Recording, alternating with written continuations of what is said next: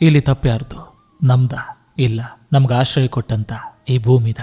ಮೊನ್ನೆಷ್ಟೇ ಅಂಕೋಲದಲ್ಲಿ ಗುಡ್ಡ ಕುಸಿತ, ಈಗ ನೋಡಿದ್ರೆ ಕೇರಳದ ವಯನಾಡಿನಲ್ಲಿ ಕಂಡು ಕೇಳರಿಯದ ಭೂಕುಸಿತ. ನೂರಾರು ಜೀವಗಳು ಬಲಿಯಾಗ್ತಿದೆ. ನನಗೆ ಮತ್ತೂ ಬೇಸರ ಆಗಿದೆ ಏನಂದ್ರೆ, ಚಿಕ್ಕ ಮಕ್ಕಳ ದೇಹಗಳು ನದಿಯಲ್ಲಿ ತೇಲಿ ಬರುತ್ತಿರೋದು. ಹಾಗಾದ್ರೆ ಇಲ್ಲಿ ಯಾರು ಪಾಪ ಮಾಡಿದ್ರು? ಇಲ್ಲಿ ಯಾರು ತಪ್ಪು? ಈ ಪ್ರಶ್ನೆಗೆ ಉತ್ತರವನ್ನ ಕಂಡ್ಕೊಳ್ಳೋಕ್ ಸಾಧ್ಯನೇ ಇಲ್ಲ. ಸಾವು ಬಂದ ಕ್ಷಣ ಹೊರಡಲೇಬೇಕು. ಅದು ಅಪಘಾತ, ಹೃದಯಘಾತ, ಆತ್ಮಹತ್ಯೆ ಎಲ್ಲವೂ ನೆಪ ಮಾತ್ರ. ಯಾಕಂದ್ರೆ ಕೇರಳದ ವಯನಾಡಿನಲ್ಲಿ ಒಂದು ಮನೆಗೆ ಭೀಕರವಾದಂಥ ಭೂಕುಸಿತ ಆಗುತ್ತಿರುವಂತ ಲಕ್ಷಣ ಗೋಚರಿಸಿತು.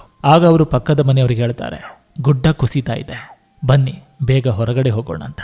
ಅದಕ್ಕೆ ಪಕ್ಕದ ಮನೆಯವ್ರು ಹೇಳ್ತಾರೆ, ನನಗೆ ಸ್ವಲ್ಪ ಕೆಲಸ ಇದೆ, ನಾನು ಸ್ವಲ್ಪ ಹೊತ್ತು ಬಿಟ್ಟು ಬರ್ತೀನಂತ. ಅದಕ್ಕೆ ನಾನು ಹೇಳಿದ್ದು ಎಲ್ಲವೂ ಒಂದು ನೆಪ ಮಾತ್ರ ಅಂತ. ಆ ಜವರಾಯ ಕರೆದ ತಕ್ಷಣ ಎಲ್ಲರೂ ಹೊರಡಲೇಬೇಕು.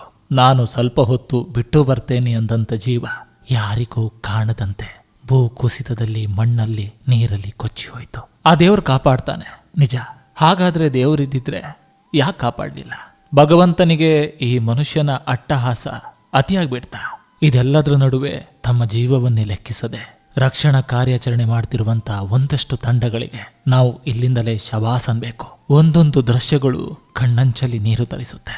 ಒಬ್ಬ ವಿಶೇಷ ಚೇತನರು ಒಂದು ಮಾತು ಹೇಳ್ತಿದ್ರು, ನನಗಿರೋದು ನನ್ನ ತಂದೆ ಹಾಗೆ ನನ್ನ ಸಹೋದರ, ಅವರಿಬ್ರು ಹೋಗ್ಬಿಟ್ರು, ಆದ್ರೆ ನಾನೊಬ್ಬ ಉಳ್ಕೊಂಡಿದ್ದೀನಿ, ನಾನು ಹೇಗೆ ಬದುಕೋದಂತ. ಇನ್ನೊಂದಿಷ್ಟು ಜನ ಹೇಳ್ತಾರೆ, ತಂದೆ ತಾಯಿ ಇಬ್ಬರೇ ಇರೋದು, ಎಲ್ಲರೂ ಹೋಗ್ಬಿಟ್ರು ಅಂತ.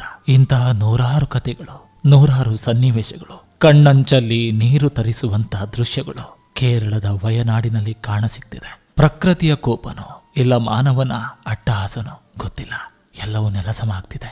ಈ ಎಲ್ಲ ದೃಶ್ಯಗಳನ್ನು ನೋಡಿದ ಬಳಿಕ ನಾನು ಒಂದಷ್ಟು ಜನರಿಗೆ ಹೇಳೋದಿಷ್ಟೇ, ಇರೋದ್ 4 ದಿನದ ಜೀವನ ಬಂಧುಗಳೇ, ಎಲ್ರಿಗೂ ಒಳ್ಳೇದನ್ನೇ ಬಯಸೋಣ.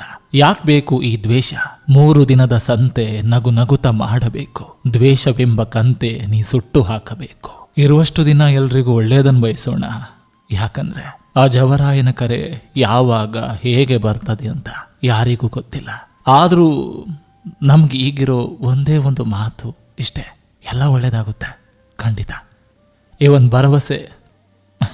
ಈ ಭರವಸೆ ಒಂದೇ ಇರೋದು, ಎಲ್ಲ ಒಳ್ಳೇದಾಗುತ್ತೆ. ಮತ್ತೆ ಸಿಗ್ತೇನೆ. ಎಲ್ರಿಗೂ ಒಳ್ಳೇದಾಗ್ಲಿ.